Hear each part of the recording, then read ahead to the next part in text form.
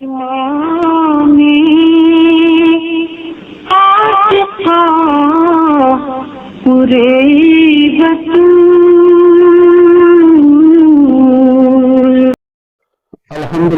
رب العالمین اللہم صلی علی سیدنا و مولانا محمد وعلی آلہ وصحبہ وبارک وسلم۔ مقصد شہادت امام حسین علیہ السلام کی 14ویں قسط آج اپلوڈ کر رہے ہیں۔ پچھلی بات کی لنک جو ہے وہ نیچے ڈسکرپشن میں دیے گئے ہیں۔ مولا امام حسین علیہ السلام نے جب مکہ سے کوفہ کی طرف سفر شروع کیا تو راستے میں مقام سلبیہ پر آپ علیہ السلام نے قیام فرمایا اور قافلے کو بھی قیام کا حکم دیا اور آرام فرمایا تھا۔ آپ جب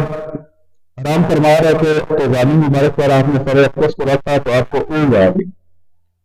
تو یکدم جب آپ کی آنکھ کھلی تو آپ علیہ السلام نے کلمہ پڑھا انا للہ و انا الیہ راجعون۔ تو جب یہ کلمہ شہزادہ علی اکبر علیہ السلام نے سماعت فرمایا تو بابا جان کی بات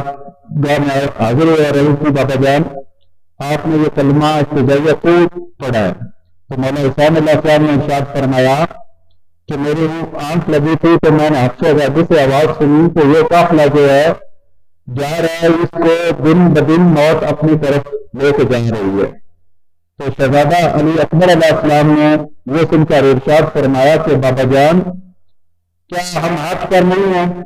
تو مولا حسین علیہ السلام نے ارشاد فرمایا کہ بیٹا ہم بے شک ہاتھ پر ہیں۔ تو شہزادہ علی اکبر علیہ السلام نے عرض کی کہ بابا جان جب ہم ہاتھ پر ہیں تو ہمیں اس کی کوئی پرواہ نہیں کہ موت کب آتی ہے۔ بے شک موت ہر چیز کے لیے ہے، ہر آدمی نے انسان نے چلا جانا، تو کیوں نہ پھر اللہ کی رضا اور دین مصطفیٰ صلی اللہ علیہ وسلم کے مساج کے لیے موت آ گیا۔ تو یہ سن کر مولا حسین علیہ السلام نے خوش ہوئے اور آپ نے شہزادہ علی اکبر علیہ السلام کو دعا دی۔ اس اسلام میں مولا حسین علیہ السلام کے پاس ایک نصرانی عورت اور اس کا ایک بیٹا آپ کی بارگاہ میں حاضر ہوا اور انہوں نے اسلام کو قبول فرمایا اور قبول کیا، اور اس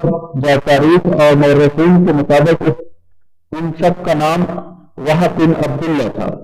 وہب بن عبداللہ کلبی رضی اللہ تعالیٰ کا، جنہوں نے اسلام قبول فرما کر میدان کربلا میں امام حسین علیہ السلام کی نصرت میں جامع شہادت میں فرمایا۔ تو جب یہ خبر ادھر عبد اللہ ابن زیاد نے اپنے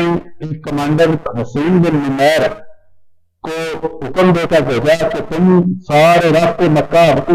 راستے آنے والے کو ساری طرف سے گھیر لو اور کوئی شخص بھی جو ہے وہ کوفہ پہنچنے نہ پائے۔ اس نے قادسیہ کی طرف جو سفر راستہ تھا اس کو وہاں پر اس نے اپنے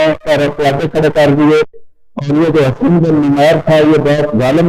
اور فاسق فاجر شخص تھا اور عبید اللہ بن زیاد کا خاص کمانڈر تھا۔ اس سے آگے مقام حربیہ پر جلدی سے مولا امام حسین علیہ السلام پہنچے اور مقام حربیہ پر پہنچ کر مولا امام حسین علیہ السلام نے اہل کوفہ کو خط لکھا۔ اس خط لکھنے کا سبب یہ تھا کہ مولا حسین علیہ السلام تک ابھی ظاہری طور پر بظاہر مولا حضرت امام مسلم نقیل حضرت امیر مسلم نقیل علیہ السلام کی شہادت کی خبر ابھی تک نہیں پہنچی تھی۔ تو مولا حسین علیہ السلام نے اہل کوفہ کو خط لکھا جس کا مضمون یہ تھا کہ السلام علیکم، آپ کا خط مسلم بن عقیل علیہ السلام، اور جس کا خط مضمون یہ تھا جو حضرت مسلم بن عقیل علیہ السلام نے امام حسین علیہ السلام کو بھیجا تھا، اس میں تھا کہ 1,00,000 جو لشکر ہے وہ آپ کی حمایت میں لڑنے کے لیے تیار ہے اور آپ کا منتظر ہے، تو آپ جلدی سے کوفہ تشریف لے آئے۔